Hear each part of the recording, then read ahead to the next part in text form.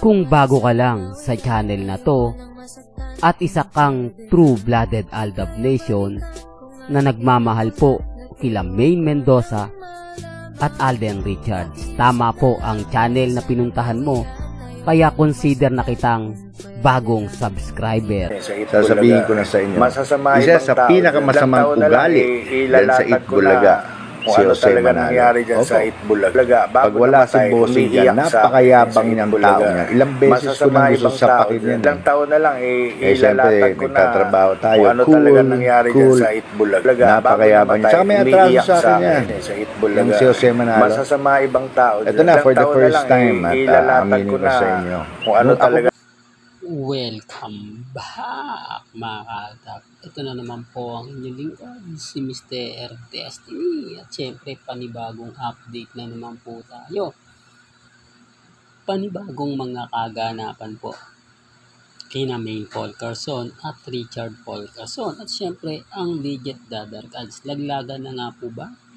Ito yung sinasabi ko mga Aldab na may sindikato naman po talaga sa loob ng Itbulaga. Taliwas po sa mga sinasabi ng iba, taliwas po sa mga pahayag po ng mga legit dabber cards, mga Aldab. Normal lang po na ipagtatanggol po nila yung mga sarili po nila.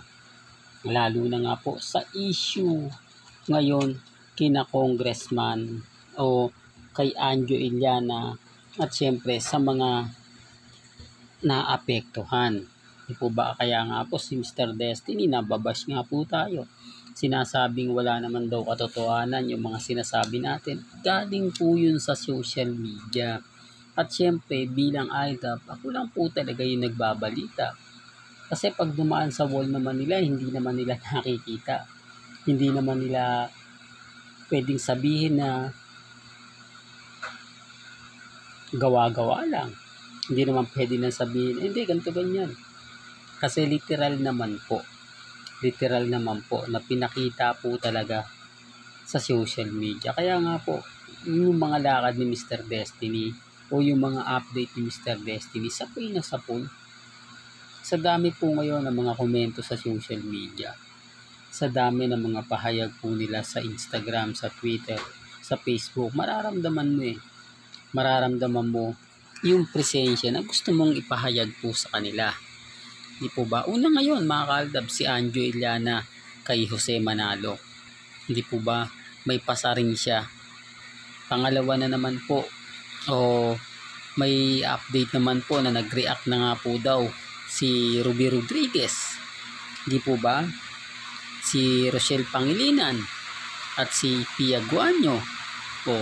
Lahat po yan sa article, mababasa ninyo, mapapanood ninyo at makikita ninyo.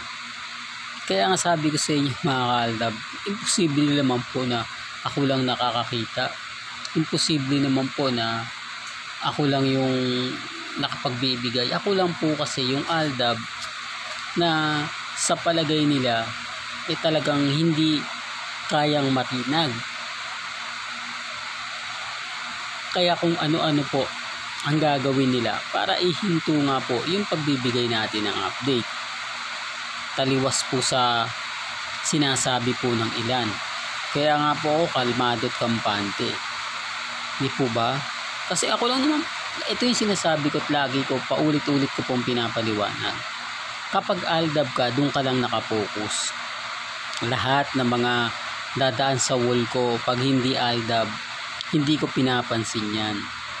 Kasi hindi naman po tayo makikisawsaw sa mga trending, sa mga viral at sa mga pinag-uusapan. Nakapokus po ako sa mga 101% para sa Aldab. Kaya nga po mas marami akong alam kina Alden at kay May. Sinasabi nila, nako, wala namang alam yan si Mr. Destiny. Yun ang akala po nila. Yun ang sinasabi nila. Yun yung mga komento po nila.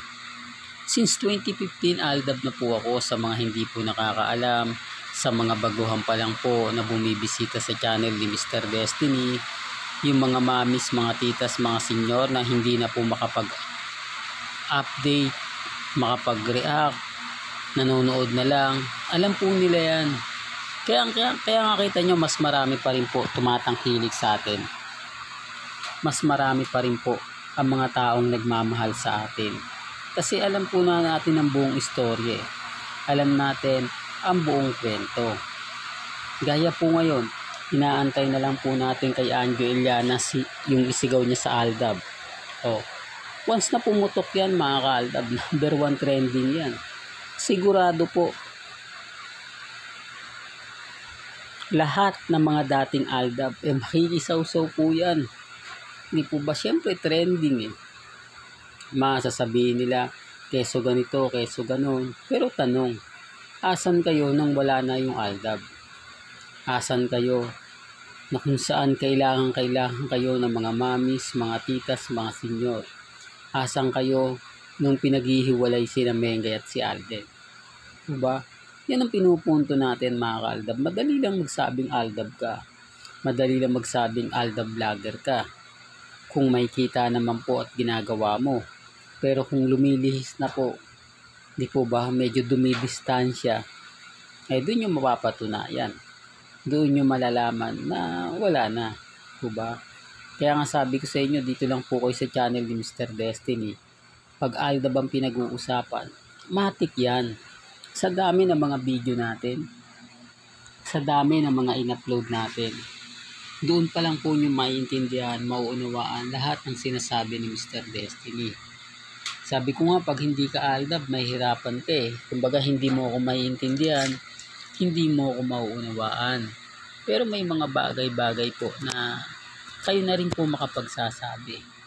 Kayo na rin po makapagpapatunay. Kayo na rin po ang magre-react kung ano nga po ba talaga yung istorya at kung ano nga po ba talaga ang buong kwento. Sa ngayon kasi mga ka-Aldab, ako relax lang.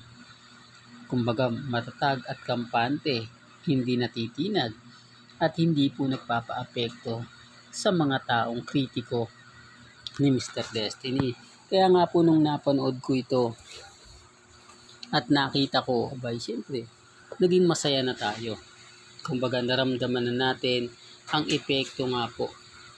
Naramdaman na natin yung mga kwento na kumbaga dito nyo lang po talaga mapapakinggan.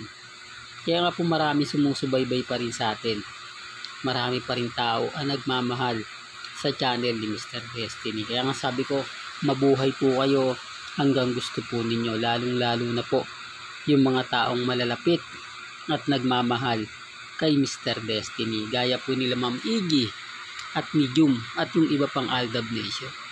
Hanggang dito na lang po ang ating latest updates. Kaya kung gusto nyo pa po ng pinaka-latest at sariwang update, tumutok lang po kayo dito po sa channel ni Mr. Destiny para updated kayo sa mga bago at sa mga latest na i-upload po natin maya-maya lang. Hanggang sa muli, salamat po sa panonood at pakikinig.